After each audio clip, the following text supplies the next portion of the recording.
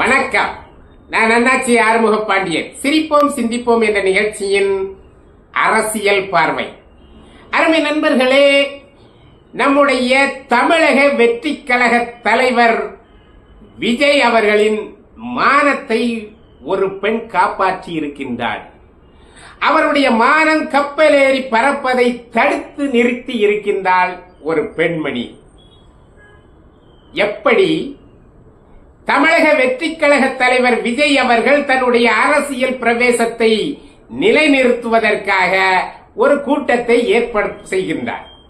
அந்த கூட்டத்தில் 10ஆம் வகுப்பு படித்த மாணவிகளுக்கு பரிசுகளை வழங்குகிறார். தொகுதி வாரியாக தமிழகம் முழுவதும் 3 நபர்களை, முதல், 2வது, 3வது என்கின்ற அந்த குழந்தைகளை அழைத்து பரிசு வழங்கி தன்னுடைய அரசியல் லாபங்களுக்காக அவர் இந்த கூட்டத்தை ஏற்பாடு செய்கின்றார். அதில் ஒன்று தவறில்லை. அவர் நிறைய சம்பாதிச்சு வச்சிருக்கிறார். அதிலே கொஞ்சம் செலவழிக்கிறார். செலவழிக்கட்டும், நல்லது, நமக்கு அது பிரச்சனையும் அல்ல. ஆனால் அந்த கூட்டத்திற்கு வந்த ஒரு மாணவி விஜய் அவர்களுடைய மானத்தை காப்பாற்றி இருக்கின்றாள். எப்படி? விஜய் அவர்கள் பரிசுகளை கொடுக்கின்றார்கள், பாராட்டு பத்திரத்தை கொடுக்கின்றார், எல்லாவற்றையும் கொடுத்துவிட்டு கடைசியாக ஒரு போட்டோ போஸ் கொடுக்கிறார்கள். இந்த எம்ஜிஆர் யாரை எடுத்தாலும் கட்டி அணைத்து கொள்வார். அவர் இயற்கையாக செய்வார். அது டைரக்ஷன் கிடையாது. எம்ஜிஆர் செய்வது பெண்ணை கண்டவுடனே கட்டி அணைத்துக் கொள்வார். அது 90 வயசு கிழவியாக இருந்தாலும் சரி, யாராக இருந்தாலும் அவர் கட்டி அணைப்பது அவருடைய பாலிசி, அது இயற்கை. ஆனால் விஜய் அவர்கள் மேடையிலே சொல்லப்பட்டது செயற்கை. எப்படி? கடைசியாக எங்கள் தலைவர் நீங்கள் போட்டோ எடுப்பார், நீங்கள் ஒத்துழைக்க வேண்டும் என்று அவர்கள் முன்னதாகவே சொல்லித்தானே அனுப்புகின்றார்கள். ஏனென்றால் விஜய்க்கு தானாக எந்த வேலையும் செய்ய தெரியாது. கேமரா முன்னால டைரக்ஷன் சொன்னதைத்தான் செய்வார். அதே போல அவரை இயக்குகின்றவர்கள் சொன்னதை செய்கின்றார். அப்படி செய்கின்ற போது அந்த குழந்தை, அந்த மாணவியுடைய தோளிலே கை போட்டு போட்டோ எடுக்கிறார்கள். இது ஒன்று தவறில்லையே என்று நீங்கள் நினைக்கலாம். ஆனால் அது தவறு என்பதை அந்த மாணவி நிரூபித்திருக்கின்றாள். எப்படி?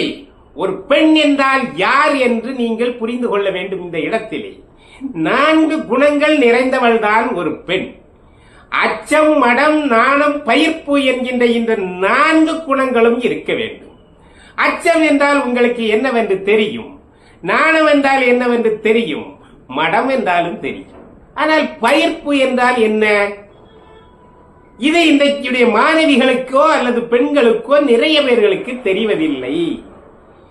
ஒரு பெண் குழந்தையாக இருக்கின்ற வரை அவள் குழந்தை. யார் வேண்டுமானாலும் தொடலாம், எடுக்கலாம், கட்டி பிடிக்கலாம், தோளிலே வைக்கலாம், கொஞ்சலாம், எதை வேண்டுமானாலும் செய்யலாம். ஆனால் குமரியான பிறகு, வயதுக்கு வந்த பிறகு, ஒரு ஆடவனுடைய கையோ அல்லது அவனுடைய உடலோ தன்னுடைய உடலில் உரசுகின்ற போது, படுகின்ற போது, அழுத்தம் கொடுக்கின்ற போது அந்த பெண்ணுடைய உடம்பு கூச வேண்டும்.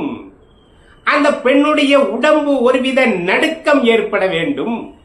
அந்த சந்தர்ப்பத்தில் அந்த பெண் அந்த சந்தர்ப்பத்தை பிடிக்காமல் விலக வேண்டும். அதற்கு பெயர் பயிர்ப்பு. தன்னை அப்படியே சுருக்கிக் கொள்ள வேண்டும். அந்த ஒரு வலுக்கட்டாயமான ஒரு நேரத்திலே ஒரு ஆணுடைய உடம்பு தன் மீது உரசுகின்றது என்று சொன்னால் அவள் விலக வேண்டும். அந்த நிலைக்கு பெயர் தான் பயிர்ப்பு. ஆனால் இன்றைக்கு நிறைய பேருக்கு அது இருக்கான்னு தெரியல.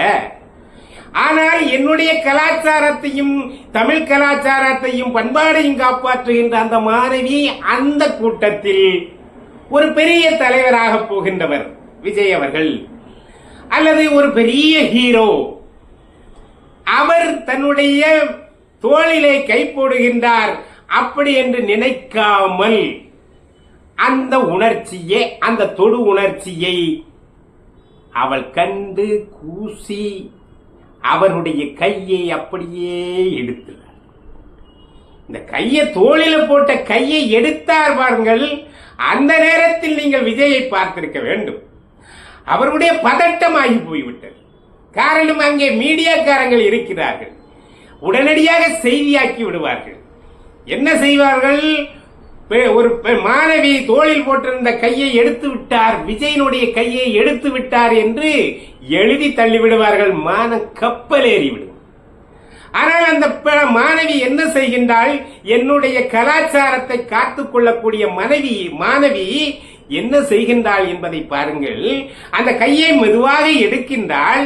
கையை மெதுவாக எடுத்து கீழே விட்டு பதட்டத்தில் இருக்கின்ற விஜய் மானத்தை காப்பாற்றிவிட்டு ஒரு அண்ணனும் தங்கையும் கைகோர்ப்பது போல, ஒரு தந்தையும் மகளும் கைகோர்ப்பது போல தன்னுடைய கைகளிலே அவர் கையை கோர்த்து விட்டு இப்போது எடுங்கள் படம் என்று சொல்கின்றார்.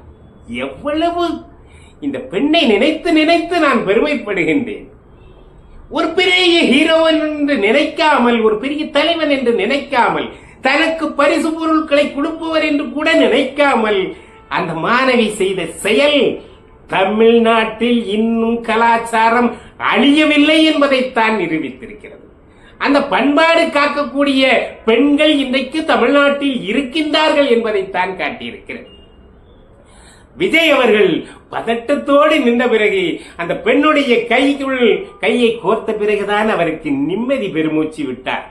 அதுவரைக்கும் அவர் நடுங்கிய நடுக்கத்தை நீங்கள் பார்த்திருக்க வேண்டும். காரணம், அவ்வளவு பெரிய தட்டி விடுகின்றது போல ஆகிவிடும் அல்லவா? ஒரு மாணவி ஒரு தலைவனுடைய கையை தட்டுகிறாள் என்றுதானே செய்தி பதிவாகும். அதிலிருந்து காப்பாற்றப்பட்டிருக்கின்றார். இது போன்ற செயல்களை இவங்கெல்லாம் திட்டம் போட்டு இதெல்லாம் எடுக்கிறது. ஏன்னா எம்ஜிஆரை மாதிரி நீங்க மாசம் ஆக வேண்டும் என்று சொன்னால் இப்படிலாம் கட்டி அணைக்கணும்னு எவனாவது சொல்லியிருப்பான். அதை விஜய் உண்மை என்று நம்பி இருக்கிறார். எம்ஜிஆர் எல்லாராலும் எம்ஜிஆர் ஆக முடியாதுங்க. யாரு ஆகணுமோ அவங்க தான் ஆகணும். நீங்கள் செயற்கையாக இது போன்ற செயல்களை எல்லாம் செய்து நீங்கள் அவமானப்படாதீர்கள். காரணம், நீங்கள் புதிதாக அரசியல் கட்சி தொடங்கி இருக்கின்றீர்கள்.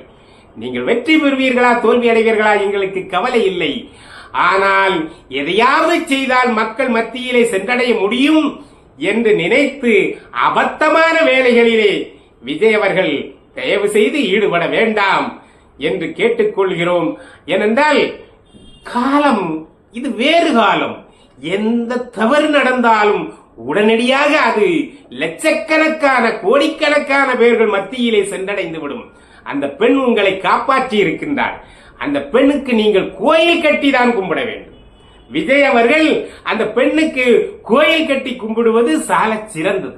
காரணம், அந்த பெண் அந்த அளவிற்கு விஜயனுடைய மானத்தை காப்பாற்றி இருக்கின்றாள். என் தமிழ் கலாச்சாரத்தை காப்பாற்றி இருக்கின்றார். நானும் அவள் இருக்கின்ற திசையை நோக்கி கும்பிட வேண்டும் என்றுதான் நினைக்கின்றேன். காரணம், அவ்வளவு பெரிய மேடையில் அவ்வளவு கேமராக்கள் மத்தியில் ஒரு விஜயனுடைய கையை எடுத்து மாற்றி போடுங்கள் என்று சொல்லுகின்ற போது அந்த தைரியமும் துணிச்சலும் அந்த வீரமும் அந்த கலாச்சாரமும் அந்த பண்பாடும் அந்த குழந்தைக்கு அந்த மாணவிக்கு இருந்திருக்கிறது.